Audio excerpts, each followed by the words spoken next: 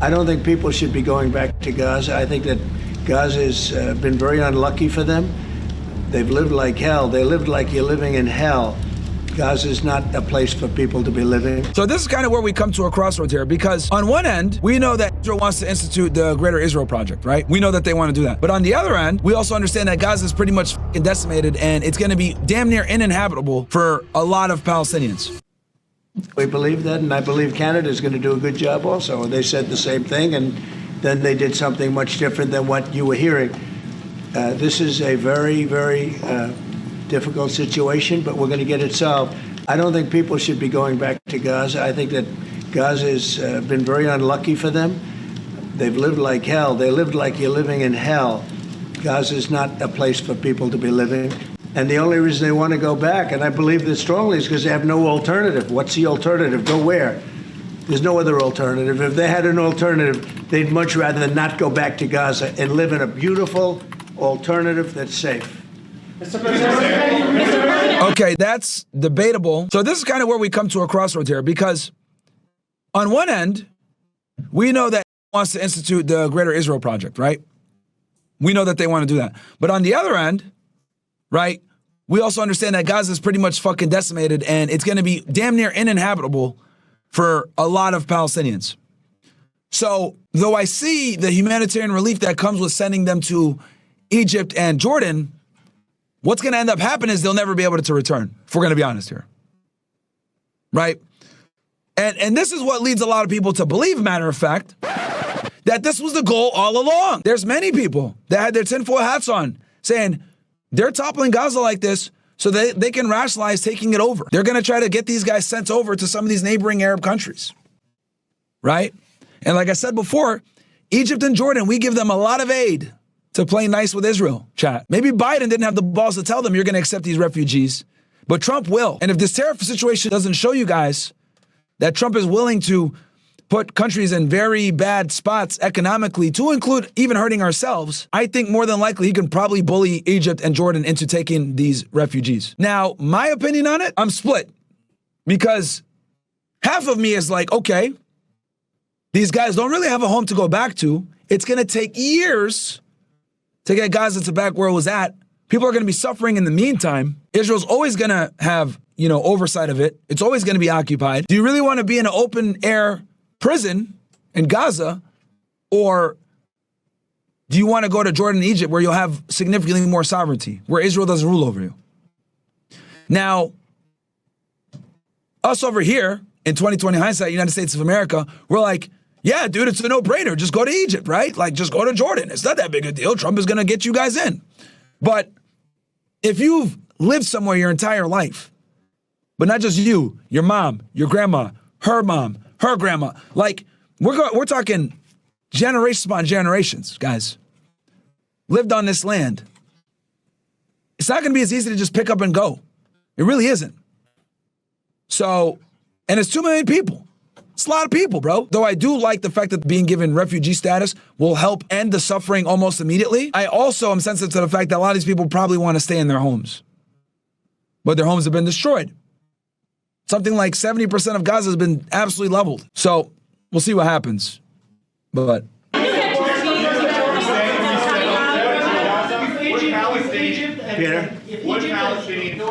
Palestinians have the right to return to Gaza if they left? Ooh, good question. Would Palestinians have the right to return to Gaza While the rebuilding was happening? It would be my hope that we could do something really. So the question is, interesting question. Would they have the right to return after Gaza's rebuilt? Let's see how Trump answers this. Nice, really good, where they wouldn't want to it would be my Have the right to return.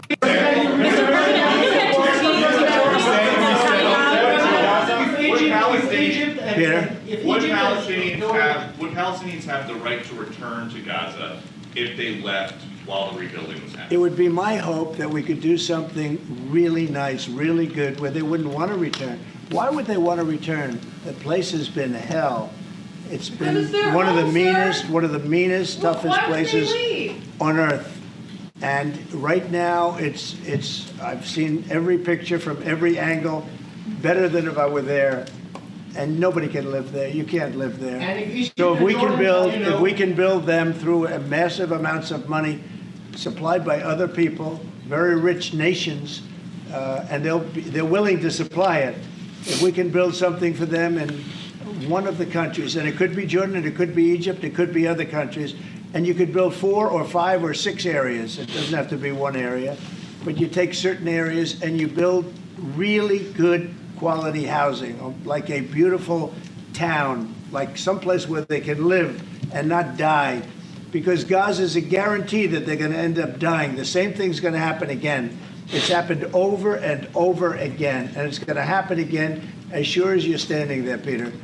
So I hope that we could do something where they wouldn't want to go back. Who would want to go back? They've experienced nothing but death and destruction. The answer is no. They will not go back because that's going to be Israeli land. There you go, guys. The answer is no. Because Gaza is going to turn into Israel. It's going to turn into waterfront property for Israel, bro.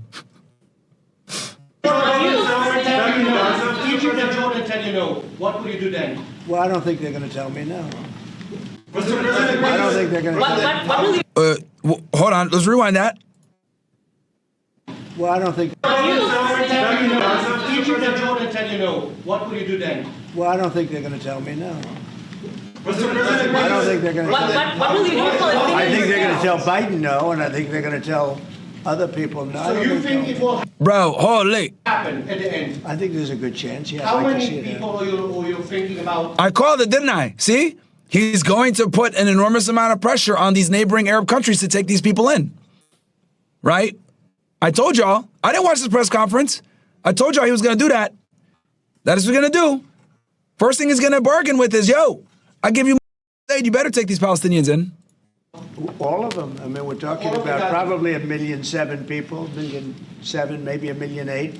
But I think. And prior to October 7th, chat, just so you guys know, and this is coming from Trump's mouth, by the way, he said what? They're 1.7, 1.8?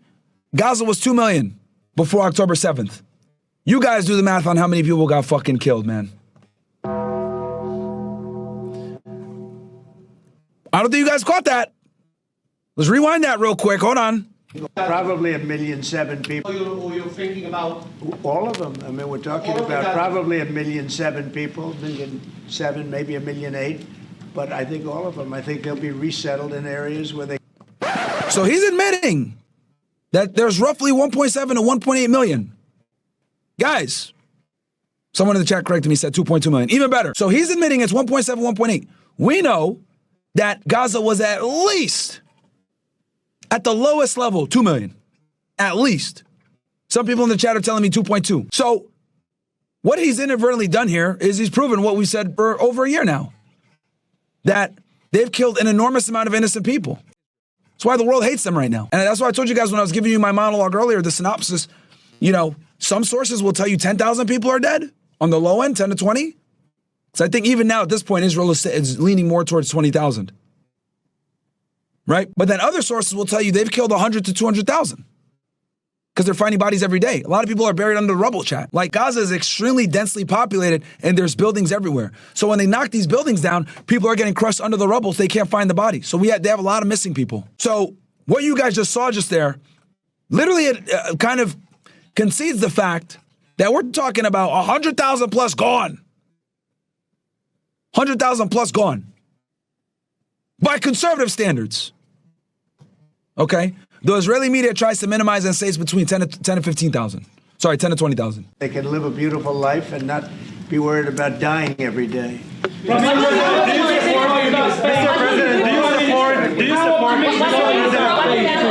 Mr. President, do you support building settlements, Jewish settlements back in Gaza in the next years? Say it. Building settlements, Jewish settlements back in Gaza in the next year. Do you support this idea? I don't see it happening. It's too dangerous for people. Nobody can go there. It's too dangerous. Nobody wants to be there. Warriors don't want to be there. Soldiers don't want to be there. How can you have people go back? You're saying go back into Gaza now? The same thing's going to happen. It'll only be death. The best way to do it is you go out and you get beautiful open areas with the sunlight coming through. And No, you that's build not what I meant. I something meant nice. building Israeli They are not settlements going to back want in Gaza. They are not going to want to go back to Gaza. Prime Minister Netanyahu, what is your message to the families of the hostages that look at this deal, they're worried that this deal won't go through? What do you say to them at this moment? Same message I said from the beginning of the war. Get them out, get them back. We got over 70%, close to 75% of the people who everybody believed will not get out. We got them in successive deals, and most recently with the help of President Trump. We're not going to give up on any of them, and we're not going to give up on our other war aims. Hamas is not going to be in Gaza, and we're going to get everyone back. And you would not Prime have. Minister, how optimistic are you about reaching phase 2 of the ceasefire? How optimistic are you about that happening? Well, we're going to try. That's one of the reasons, one of the things we're going to talk about here. And Is it possible if we, to phase? you know, when Israel and the United States work together, and President Trump and I work together, you know, the chances go up a lot. It's Is it when possible we to don't reach work the second together, phase when you promise Israel and the United something States wrong? don't work together, that creates problems. When the other side sees daylight between us, and occasionally in the last few years, to put it mildly, they saw daylight, then it's more difficult. When we cooperate, isn't it the right chances time are to good. eat once and for all? Say it. Now that Iran is so weak, isn't it the right time to hit their nuclear facilities? Boom, good question. This is actually a very good question. He's asking basically, since Iran is significantly weakened right now, because the axis of resistance is gone. Remember, guys, I've taught you guys about the axis of resistance before, which is basically Iran, Iraq, Syria, Lebanon, these countries, and then obviously the Houthis down here in Yemen on the eastern side. Sorry, western side, excuse me. Basically, this entire chain has been weakened. Syria has been taken over by Jolani, a guy named Jolani who basically took over and ran Bashar al-Assad out of there. Lebanon has been significantly weakened via Hezbollah with the Patriot attack and ground warfare. Iraq, we know, has been destabilized for literally 20 years plus. After the topple of Saddam Hussein, they've never been the same since. And Iran, who is the main leader of this axis of resistance, has been funding a lot of these proxies. We know Hamas down here in the Gaza Strip, they've been significantly weakened. And also the Houthis have been getting their airports and shit like that bombed as well. So right now, chat, we are a pivotal crossroads, okay? An extremely pivotal crossroads where this is the first time in decades Iran has had their proxies significantly weakened, and it's ripe for the opportunity for Israel to wipe them up now, okay? Israel's been waiting for this for 30 plus years, chat. Iran is their sworn enemy. Iran funds and supplies their neighbors that wage war on them. And all those neighbors are now significantly weakened. So Israel's looking at it like, we need to take out Iran now to secure ourselves for the next 100 years.